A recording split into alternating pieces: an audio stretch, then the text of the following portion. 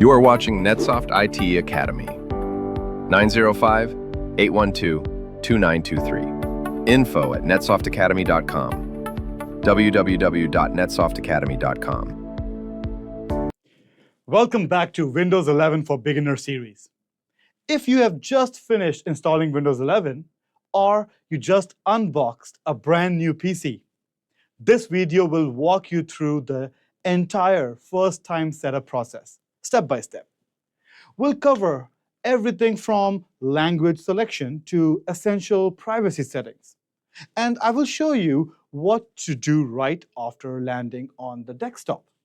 So let's get your system up and running the right way. All right, so when Windows 11 boots up for the very first time, you will go through a few basic setup screens.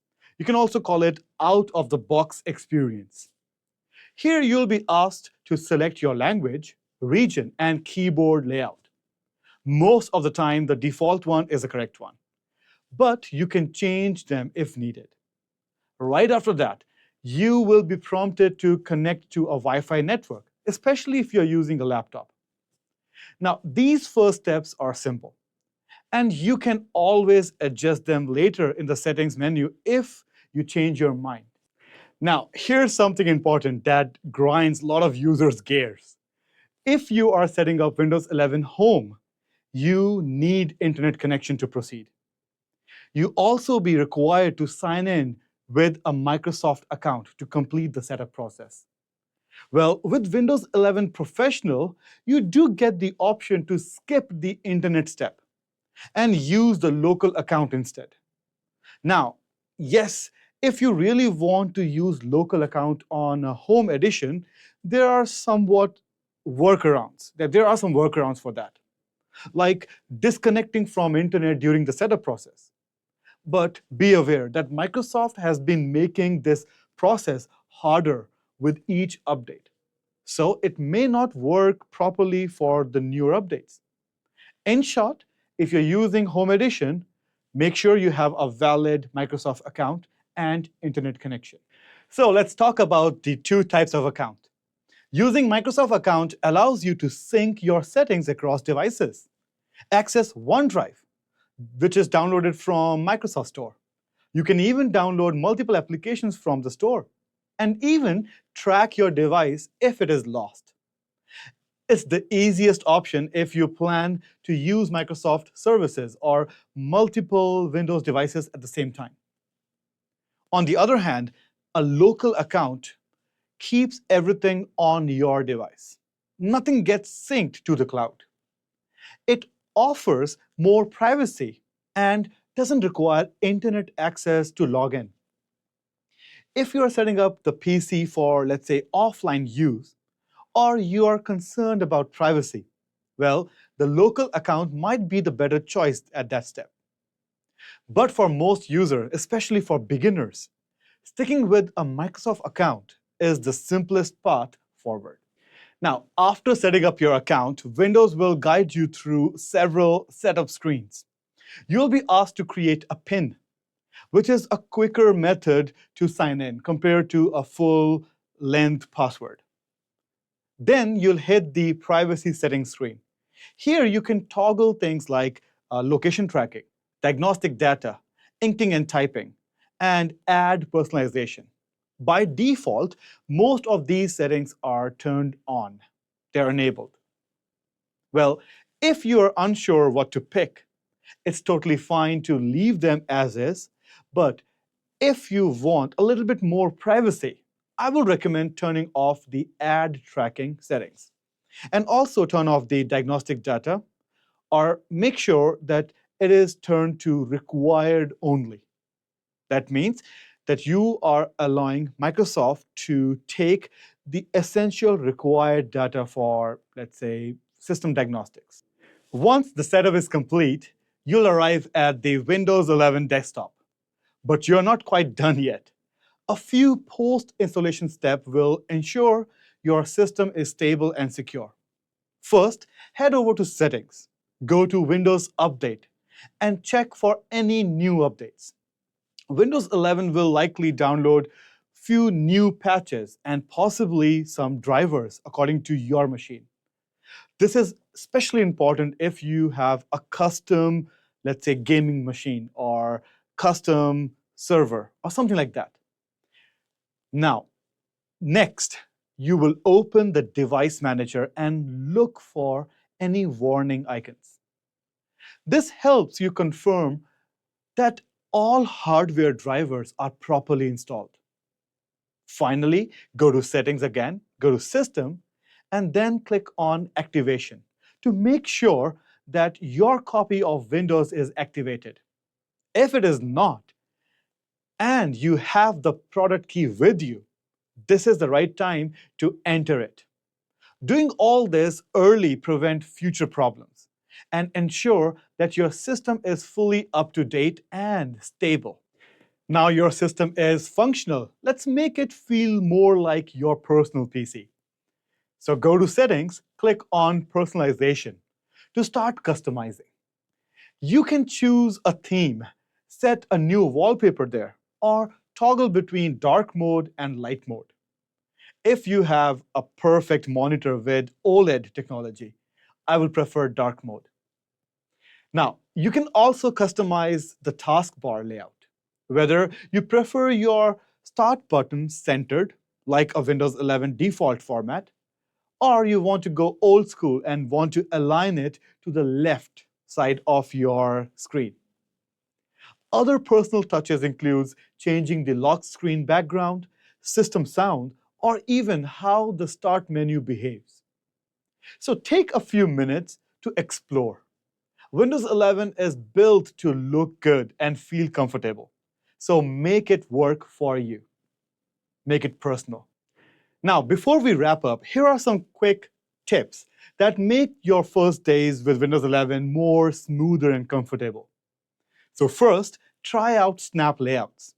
Just hover over the Maximize button on any window, and you'll see a layout option for multitasking. Second, go through your Start menu and remove any pre-installed application you don't need. It actually helps to keep your system clean and work smoothly. Next, set your default apps for things like browser, email, and media playback by going to Settings, Apps, and Default Apps. And don't ignore the Tips app. It's pre-installed and actually has some great walkthroughs for new users. This is Microsoft's method to help you, to assist you to use your Windows 11 more efficiently. Now, if you're moving from another device, now also a good time to restore your files and document, or set up your OneDrive to back up the files automatically to your new machine. All right, so now if you look here, this machine is ready, and if we go to Settings, then we'll go to Home, Systems, then scroll down, and then click on About. All right, so I have installed Windows 11 Professional 23H2. This is where you can find the edition. Now, if you click on Domain and Workgroup on top, and click on Change, as you can see, if this domain box is empty or if not selected, that means that your machine is not joined to any domain, whether it is a local domain or cloud domain. And then let's go to Accounts. Then go to Access Work and School. Perfect. And if you don't see any user principal name over here, which is your account, your Microsoft account, that means this machine is not even joined to cloud domain. So that means right now we are using local account of this computer. And where can you find the local accounts? You just have to search for Edit Users and Groups.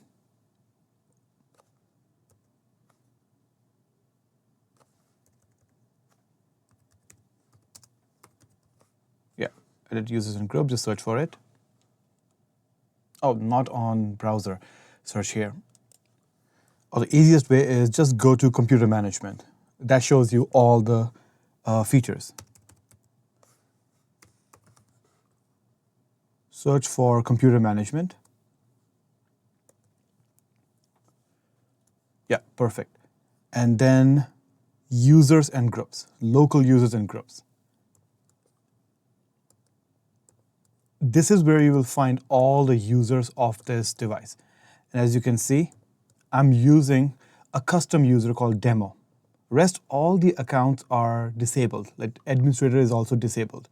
You can even enable it if you want right away. So set password, proceed, you can put the password for this account.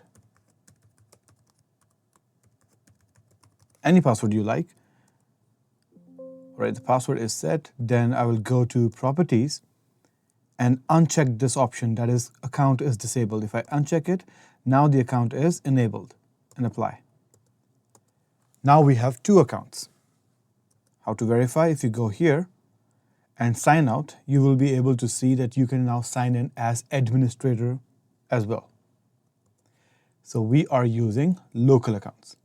Now, if you want to use Microsoft account, again, you will go to settings, then go to account, then click on access work or school, and then click on connect.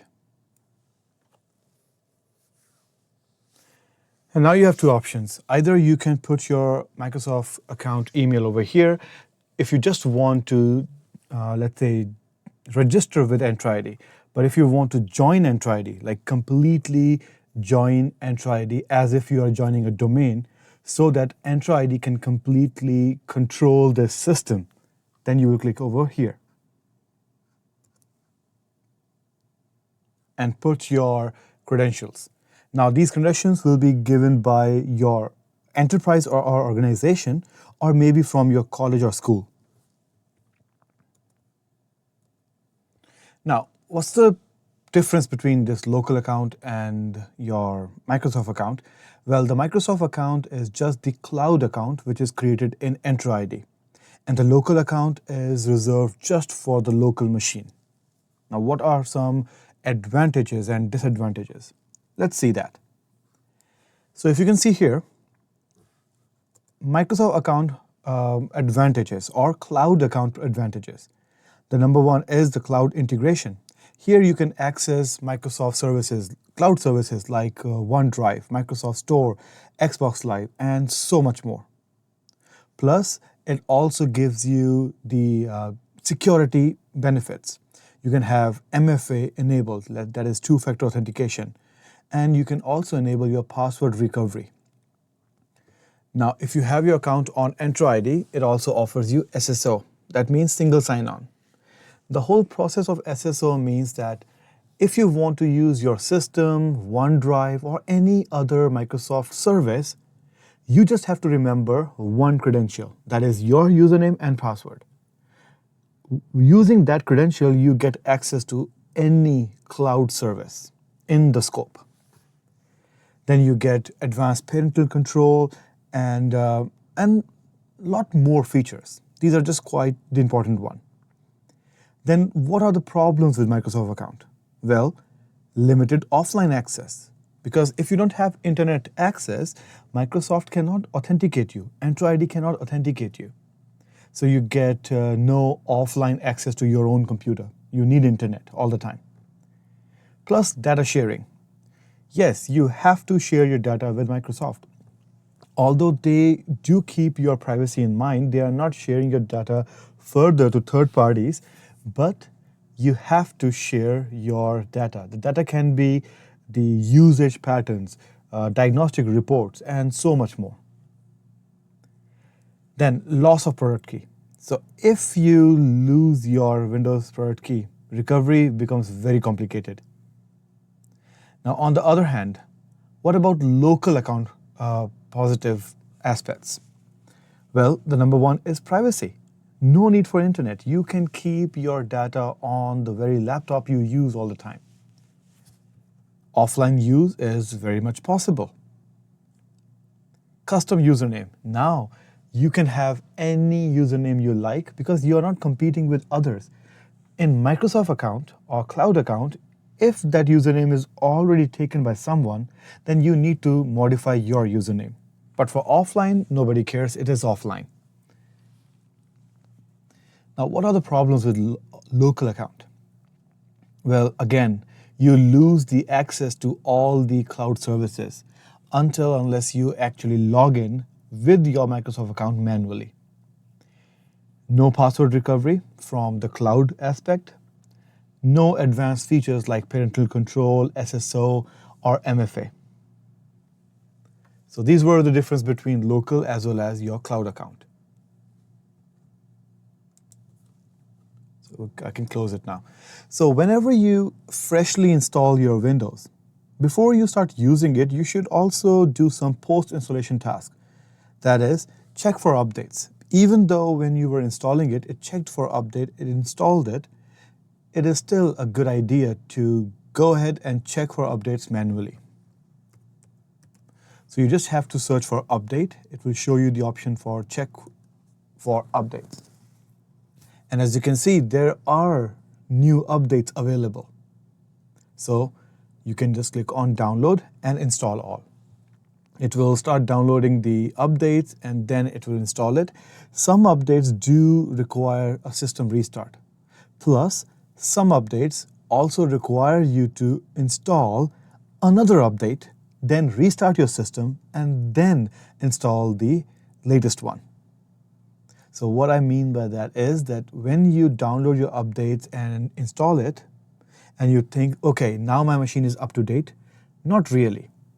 Sometimes you have to finish the first batch of updates, restart your system, and then search for new updates again. Ideally, you should do this process multiple times unless you are given a message that your system is now up to date. So once I do this, the next step is to check if all the components and drivers are installed properly. For that, search for Device Manager. Perfect. And make sure that all of these components are properly working. If there is a driver which is missing, or there are multiple drivers which are missing, you will see an exclamation mark on these icons. If you see that mark, that means the driver is missing or the component is not working properly. In that case, you need to download that driver, install it, and then restart your system and check the Device Manager again. Right now, all my components are working. Everything looks good. And then, if you forgot to put your product key when you were installing Windows 11, don't worry, you can do it right now. So that is the next thing you should look at before using your computer. So just search for settings, or just go to computer settings.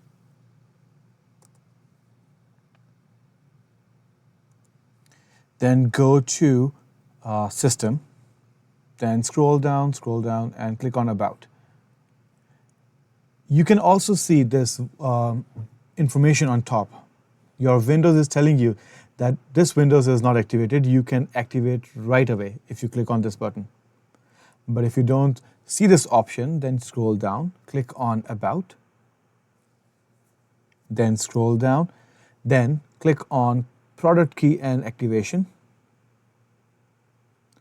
And over here, you can put your code to activate your Windows.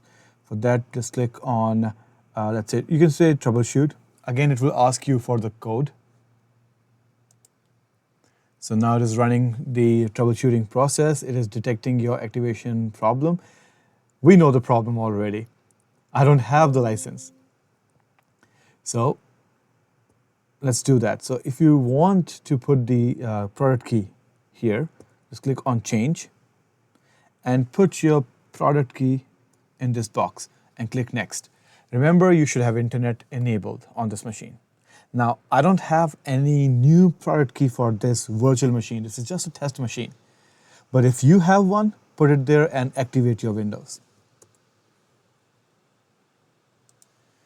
Now, once your Windows is activated, now you can start personalizing your machine for your use case, the way you like it. So if you go to settings, you will see this option called personalization. Click on it.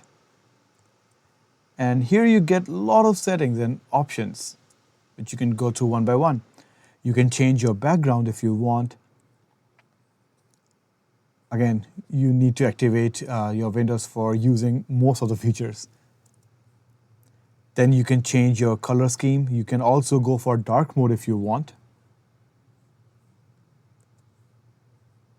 Then you have themes, dynamic lighting, lock screen where you can put your wallpaper or animation.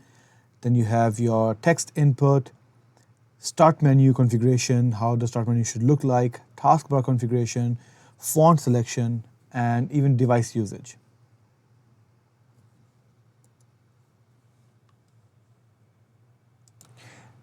And on any window, if you go to this maximize button and just hover on top of it, you will see the snap grid. Now, if you have multiple windows open, you can quickly snap it to one side in a particular format. This is particularly important if you are doing multitasking. So let's say I open multiple windows and a browser as well, why not? I can go here and I can click on it. Or you can go here and let's go with this style. It will immediately snap your windows in place. You can also change the aspect ratio if you want. Now, this looks really good if you have a big screen. Then you can do multitask very efficiently and you can open full-fledged websites. You don't need to zoom in at all.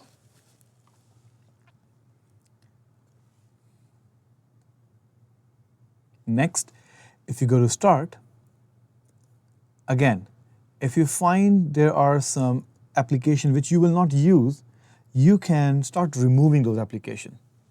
So for that, you just right-click on the application and click on Uninstall if you want to permanently remove it. Or if you just don't want to see it on your Start menu, then you can unpin it from the start. If you unpin it, it will be removed. This way, you can make the Start menu, you can configure your Start menu the way you want. You can put all the important application which you use every day on the Start menu. You can pin it all. Now, you may want to use a separate browser for browsing internet, or you may have multiple applications for the same kind of job. For example, you may have multiple media players, multiple browsers. What if you want to set the browser you like for the default? In that case, search for default apps.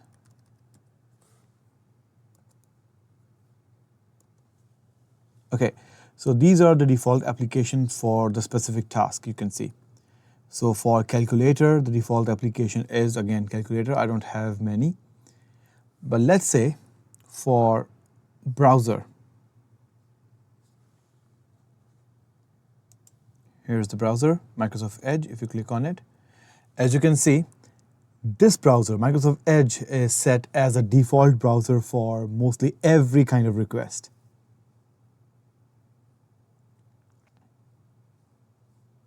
But if you have a different browser, you can also change it. Here you can select a different browser and you can set that browser as default.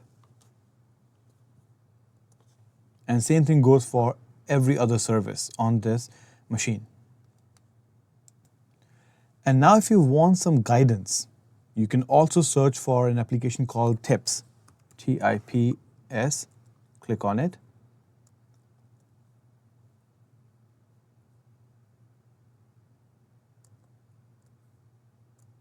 All right, now let's click on Discover Tips Online. Just once.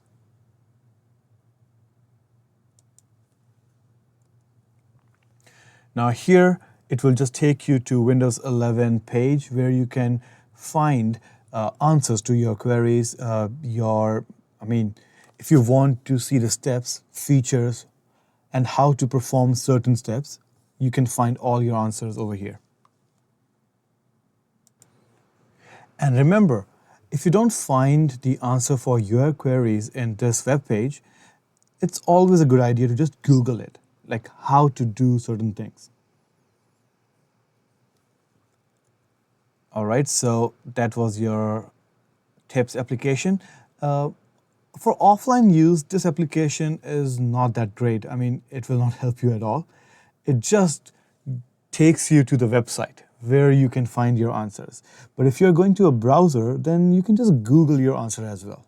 It's all up to you. And that's your complete walkthrough of Windows 11 first-time setup. By now, you have learned how to configure basic settings, choose the right account type, adjust privacy preferences, run essential updates, and customize the desktop to your liking. In the next episode, we will take a deeper dive into navigating Windows 11, including how to use the Start menu efficiently, taskbar, search, and productivity features like Snap Assist and virtual desktops. If this video helped you, please give us a like and subscribe to this channel. And drop any question or queries you have in the comment section. I'm always happy to help. Thanks for watching, and I will see you in the next video. Take care. Thank you for watching NetSoft IT Academy. 905-812-2923. info@netsoftatacademy.com. www.netsoftatacademy.com.